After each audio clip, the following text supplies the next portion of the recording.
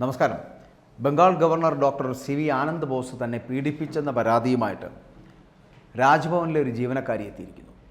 കൊൽക്കത്തയിലെ ഹറേ street police സ്റ്റേഷനിലാണ് ഈ യുവതി പരാതി നൽകിയിരിക്കുന്നത്. പരാതിയിൽ പോലീസ് കേസ് രജിസ്റ്റർ ചെയ്തതായിട്ടാണ് ഇപ്പോൾ റിപ്പോർട്ട് പുറത്തു വരുന്നത്. എന്നാൽ പീഡനാരോപണമെന്ന് പറയപ്പെടുന്നത് സി.വി. ആനന്ദ് ബോസ് ഇപ്പോൾ നിഷേധിച്ചിരിക്കുകയാണ്.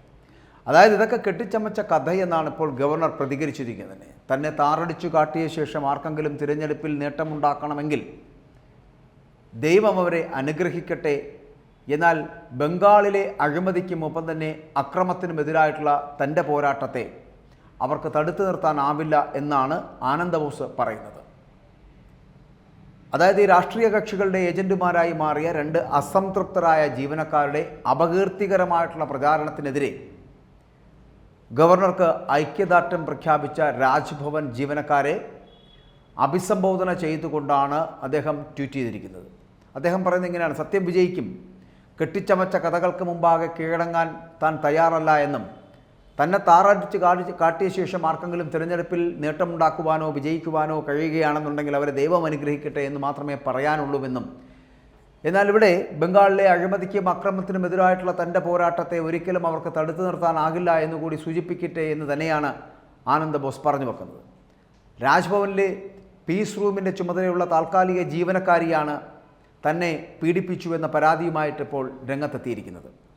ഗവർണറെ നേരിൽ കാണാൻ പോയ സമയത്തായിരുന്നു അത്തരത്തിലൊരു പീഡനം നടന്നത് എന്നാണ് പരാതിയിൽ വ്യക്തമാക്കുന്നത്. സ്ഥിര നിയമനം നൽകാമെന്ന് പറഞ്ഞായിരുന്നു പീഡനം എന്നാണ് ഇപ്പോൾ വരുന്ന റിപ്പോർട്ടുകൾ.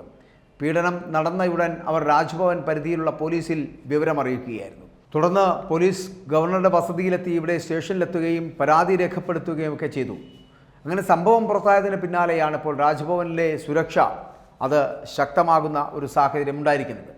പ്രധാനമന്ത്രി നരേന്ദ്രമോദി 2 ദിവസത്തെ സന്ദർശനത്തിനായിട്ട് ഇപ്പോൾ ബംഗാളിൽ എത്തുന്നതിന് തൊട്ടു മുൻപാണ് ഗവർണർക്കെതിരായിട്ടുള്ള ഒരു ലൈംഗിക ആരോപണം ഉയർന്നിരിക്കുന്നത് എന്നുള്ളതാണ്. മോദി എത്തുന്ന പശ്ചാത്തലത്തിൽ കേരളത്തിലെ കുടുംബ സന്ദർശനം അടക്കം റദ്ദാക്കി ആനന്ദ് ബോസ് ഇപ്പോൾ കൊൽക്കത്തയിലേക്ക് തന്നെ മടങ്ങിയിട്ടുണ്ട് എന്നുള്ളതാണ്. അപ്പോൾ ഇവിടെ ഇദ്ദേഹത്തിനെതിരെ വരുന്ന ഈ വാർത്തകളെ ഉൾക്കൊള്ളുവാനുള്ള കരുത്ത് അദ്ദേഹത്തിനുണ്ട് എന്നാണ് അദ്ദേഹം പറയുന്നത്. 1977 ബാച്ചിൽ കേരള കേഡറിലെ IAS ഓഫീസറായിരുന്ന ഒരു മലയാളിയാണ് ഈ Anand boss, CV. Ananda boss എന്ന് പറയപ്പെടുന്നത്.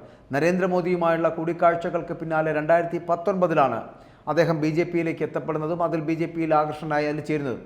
2022 നിലവിലെ ഉപരാഷ്ട്രപതി ജഗ്ദീപ് ധൻഖറിന് പകരമായിട്ടാണ് ബംഗാൾ ഗവർണറായിട്ട് ചുമതലയേൽക്കുന്നത് ഇദ്ദേഹം, സി.വി. ആനന്ദ് ബോസ്.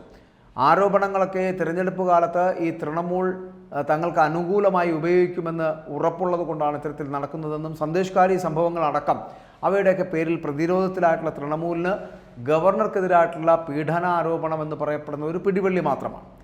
സന്ദേശകാലിയിൽ നിന്നുള്ള സ്ത്രീകളുമായിട്ട് ആദ്യം സംസാരിച്ചതും ഒപ്പം തന്നെ സംസ്ഥാന സർക്കാരിനെതിരെയായിട്ടുള്ള കടുത്ത പരാമർശങ്ങൾ നടത്തിയതുമൊക്കെ ഗവർണറായിട്ടുള്ള ആനന്ദ് ബോസാണ്.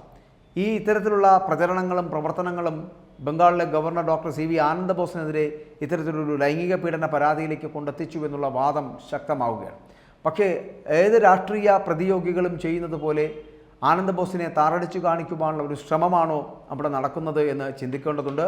പക്ഷേ അല്ലാതെ ഈ പരാതിയിൽ പരാതിക്കാരി പറയുന്നത് പോലെ സ്ഥിര നിയമനം നൽകാമെന്നുള്ള വ്യാജേന സി.വി. ആനന്ദ് ബോസ് എന്ന് പറയപ്പെടുന്ന ബംഗാളിലെ ഗവർണർ ഈ സ്ത്രീയെ പീഡിപ്പിച്ചതാണോ എന്നും നിയമപരമായി കാണേണ്ടതുണ്ട്. അതോ തൃണമൂൽ കോൺഗ്രസിൻ്റെ ശക്തമായിട്ടുള്ള ഇടപെടലാണോ, രാഷ്ട്രീയപരമായിട്ടുള്ള ഒരു പരിപാടിയാണോ എന്നൊക്കെ തിരിച്ചറിയേണ്ടതുണ്ട്. ഇവിടെ വ്യക്തിപരമായി ഡോക്ടർ സി.വി. ആനന്ദ് ബോസിനെ ഏതെങ്കിലും തരത്തിൽ തേജോവധം ചെയ്യുവാനുള്ള ശ്രമം തൃണമൂൽ കോൺഗ്രസിൻ്റെ ഭാഗത്തു നിന്നുണ്ടായതാണോ എന്നൊക്കെയാണ് അന്വേഷിക്കേണ്ടത്. പക്ഷേ ഇതിനകത്ത് ഏതെങ്കിലും തരത്തിലുള്ള ഇടപെടൽ ഡോക്ടർ സി.വി. ആനന്ദ് ബോസ് നടത്തിയിട്ടുണ്ട് എങ്കിൽ അത് ഗവർണറല്ല, മുഖ്യമന്ത്രിയല്ല, പ്രധാനമന്ത്രിയാണെങ്കിലും ഇത്തരത്തിലുള്ള ഏത് തരത്തിലുള്ള പീഡന പരാതികൾ വന്നാലും നിയമത്തിന് മുന്നിൽ എല്ലാവരും തുല്യരാണ്, സമന്മാരാണ്. അതുകൊണ്ട് സി.വി. ആനന്ദ് ബോസിനും നിയമം അനുശാസിക്കുന്ന തരത്തിലുള്ള നിയമ നടപടികൾ സ്വീകരിക്കേണ്ടത് തന്നെയാണ്.